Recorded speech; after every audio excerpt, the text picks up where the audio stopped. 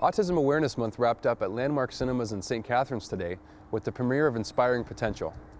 Some of them are really The 30-minute nice, documentary was produced by students from Niagara College. Some of them The project profiles 5 local families whose children fall somewhere under the wide range of autism spectrum disorders. You gotta appreciate them all.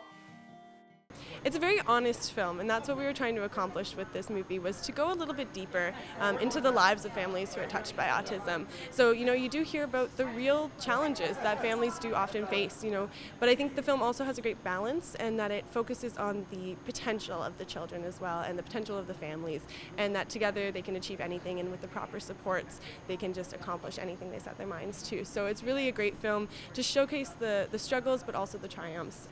I think always the goal with this video was just to let people know who these children are, what they do in society, and that they're just like everyone else. And we want people to see that there are people with ASD, and especially children is what we're looking at now. And we just want people to be more aware of what it is that they go through and how their lives are different, but how they're also the same as everyone else.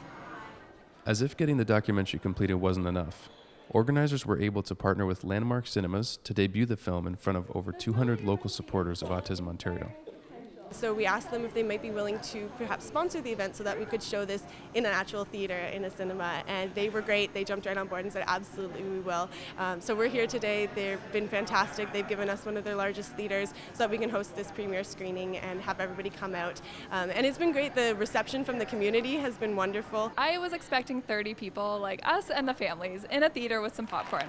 And on Monday, she's like, oh, probably about 100. And my jaw dropped, and I was not expecting in the hundreds at all. And then over the 3 days since it launched, I have shivers now, she's like, oh, we're at 100, 180, oh, we're at 200. And every time, I just got more nervous and more excited, and I can't believe that this many people are going to see it. And I have lots of people saying they wish they could be here, so it's really nerve-wracking, it's really exciting, but I'm just really proud that this many people are going to get to see our work.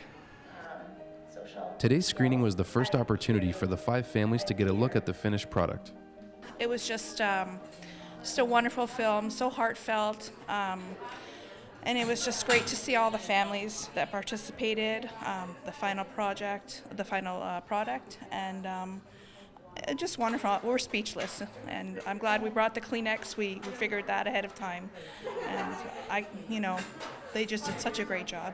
They spent a lot of time with us in very private quarters, and they asked us a lot of questions and told us that we were able to elaborate, and so that I found that they were able to take a lot of clips that were more important in between kind of more of our babbling on to really get the point across, and they were a great team to work with.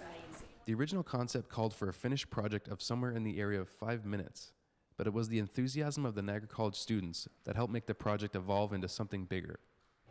We knew going in that they wanted a 30-minute, and we told them because of the short time frame, because of school, we maybe couldn't do that, but we could do 5 or 10 minutes.